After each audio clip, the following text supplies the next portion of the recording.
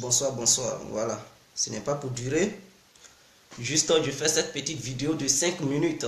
Voilà, pour demander aux pays africains de contourner les sanctions européennes et américaines. Il est temps.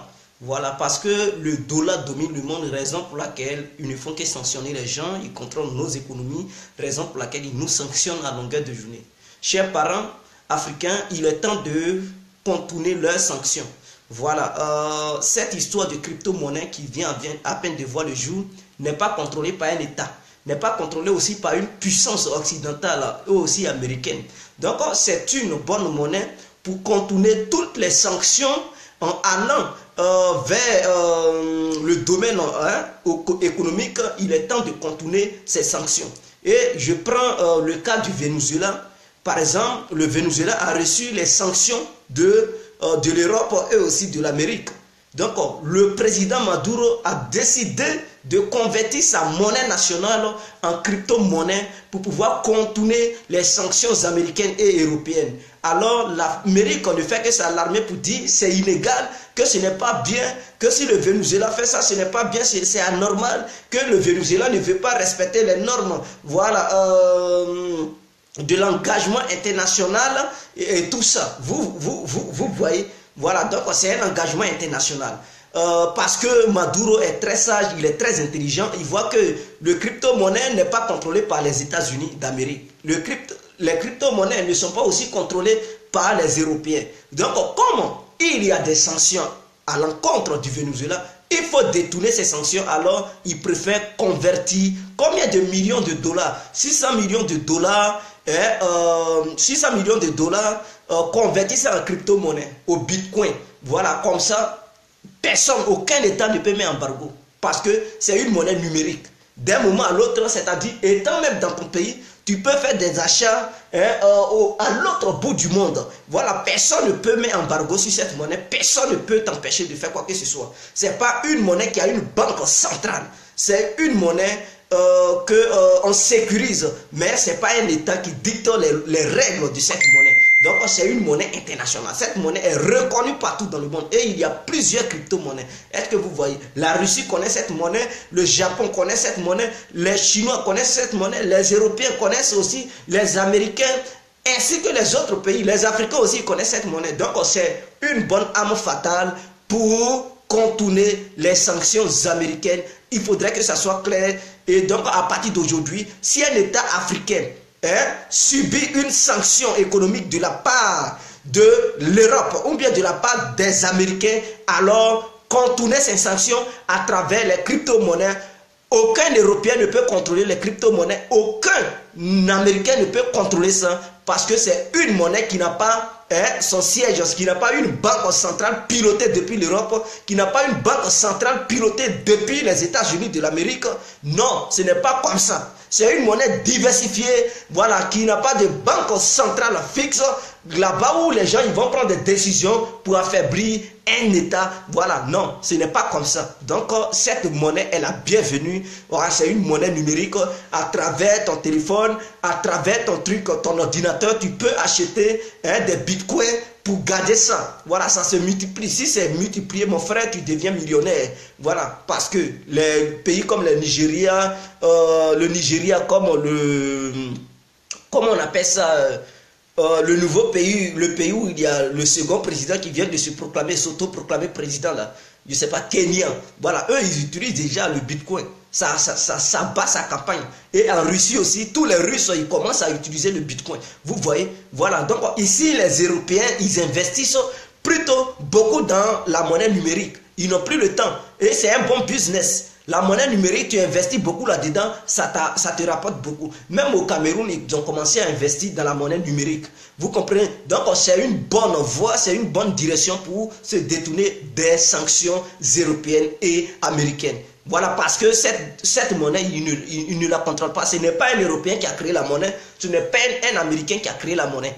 Donc, vous voyez, raison pour laquelle ça les échappe, parce qu'il n'y a pas une banque centrale ici en Europe qui va dicter cette monnaie aux gens, au reste du monde. Il n'y a pas une banque centrale comme le FMI qui va dicter cette monnaie au reste des autres pays du monde. Cette monnaie n'est pas contrôlée par un État. C'est une monnaie mondiale. Donc, aucun État ne peut sanctionner un autre État via cette monnaie. Impossible. Donc, les gens doivent comprendre. Lui qui veut payer sa monnaie numérique, voilà, il est temps. Vous pouvez aller sur les réseaux sociaux pour taper crypto-monnaie. Entre parenthèses, Bitcoin.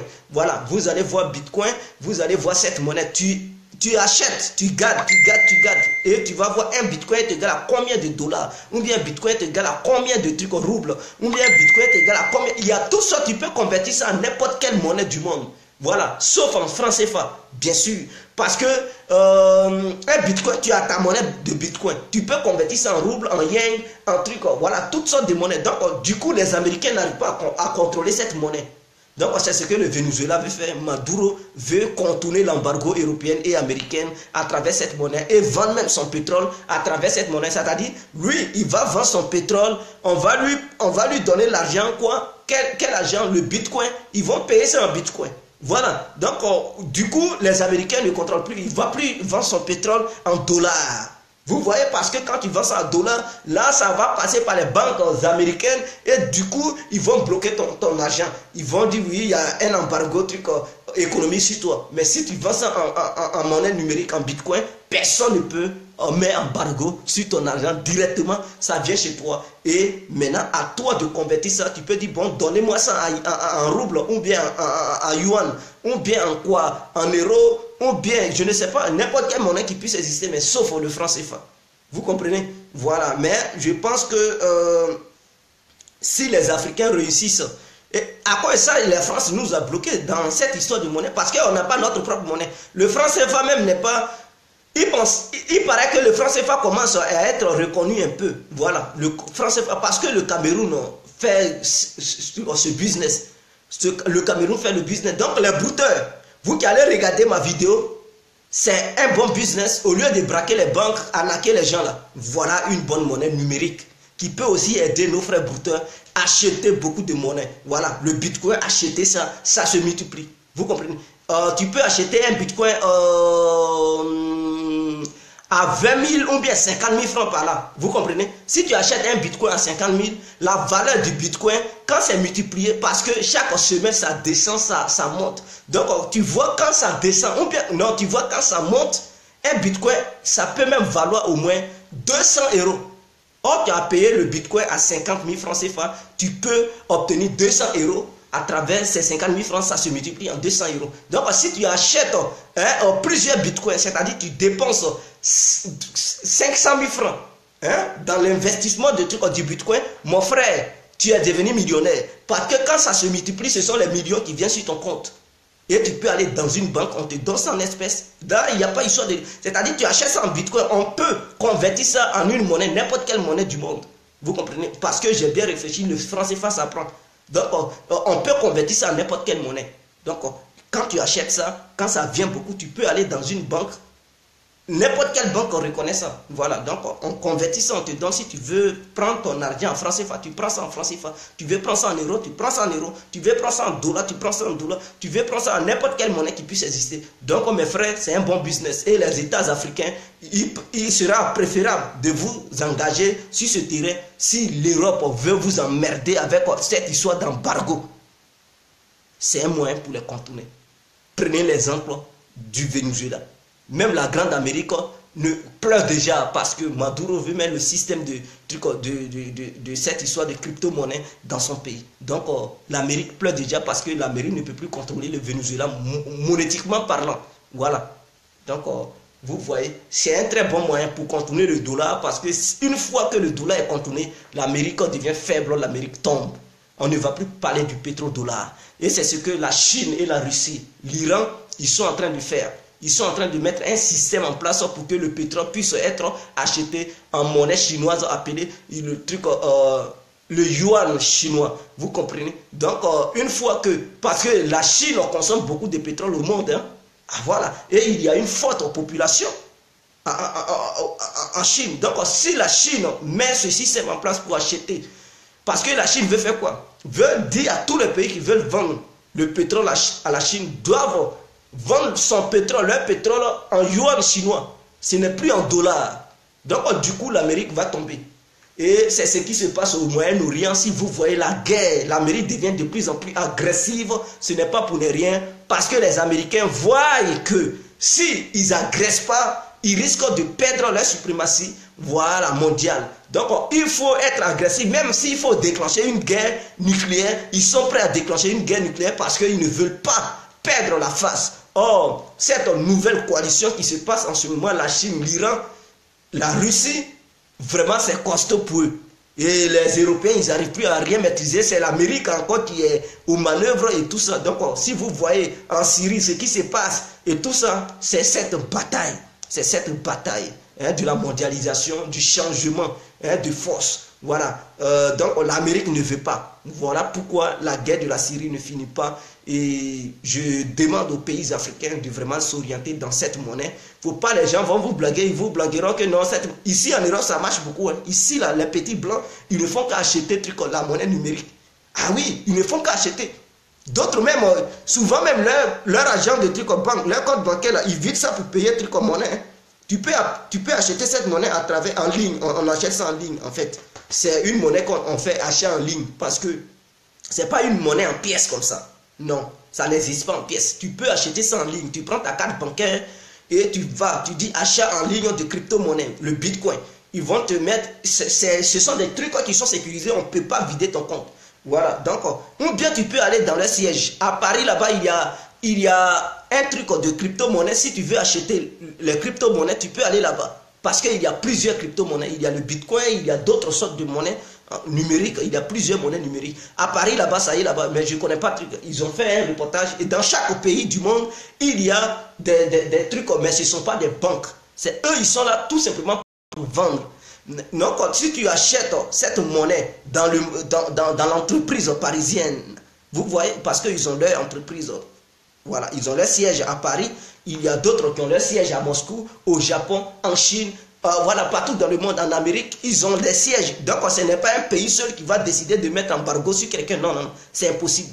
Parce que ce n'est pas une banque créée par un pays. Non, ce sont des gens, des citoyens comme ça qui sont des grands techniciens, des grands, comment on appelle ça, bon, je dirais des techniciens qui ont mis cette monnaie en place, qui ont créé cette monnaie. Et donc, c'est une monnaie populaire internationale. Aucun État ne contrôle. Mais les États reconnaissent ces monnaies, voilà, qui d'ailleurs ont déjà des sièges dans tous les pays du monde. Donc, si tu ne veux pas faire un achat en ligne, tu peux aller à Paris, tu achètes. Tu peux aussi, si tu es en Angleterre, tu peux aller en Angleterre. Ils ont leur siège là-bas, tu peux aller acheter. Maintenant, ceux qui sont en Afrique, comme il n'y a pas encore de siège en Afrique, vous pouvez faire des achats en ligne. Si tu as ta carte bancaire, tu peux dire achat en ligne de crypto-monnaie. Si tu veux le Bitcoin, quand tu vas taper, ça va te proposer plusieurs monnaies. Toutes les monnaies sont bonnes, vous comprenez? Mais le Bitcoin, je conseille beaucoup le Bitcoin aux gens. Donc, vous pouvez acheter le Bitcoin en ligne. Tu as mis ta carte bancaire, le numéro de ton nom, ton prénom et tout. Voilà, l'adresse sur laquelle tu habites et tout ça, où tu vis en fait. Tu mets l'adresse du numéro de maison, rue et tout, boîte postale, tu mets tout. Et tu mets ton numéro de carte bancaire pour ne pas que, parce qu'ils contrôlent beaucoup. Il faudrait que tu mettes une adresse pour prouver que oui, tu n'es pas un voleur. Et il faut mettre ton nom et tout, et ta pièce d'identité. Ils veulent surtout voir ça. Voilà, ils veulent voir une pièce d'identité avec...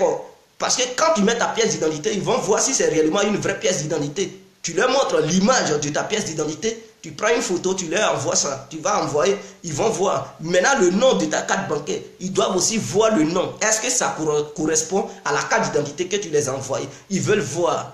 Et tout ça sera vérifié avant d'accepter ton paiement. Parce qu'ils ne veulent pas que tu voles. Voilà, ils ne veulent pas des brouteurs. Donc, tout est bien filtré, c'est bien contrôlé. Et donc, personne ne peut voler. Donc, quand tu achètes, mon frère, tu mets cette monnaie en réserve. Quand ça devient beaucoup et qu'on dit ça a monté, voilà, ça a monté, la balance est excédentaire. Voilà, mon frère, tu peux aller dans une banque pour dire, bon, donnez-moi mon argent. Tu leur présentes ça, ils te donnent.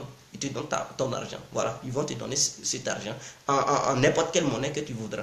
Et donc, c'est ça. Les banques changent de monnaie numérique, tu gagnes l'argent en espèces. Voilà, donc c'était ça. Ciao, ciao, c'était ce message que je voulais faire passer. On est ensemble. Vive la Côte d'Ivoire, vive toute l'Afrique. Big up à tous ceux qui sont éclairés en ensemble.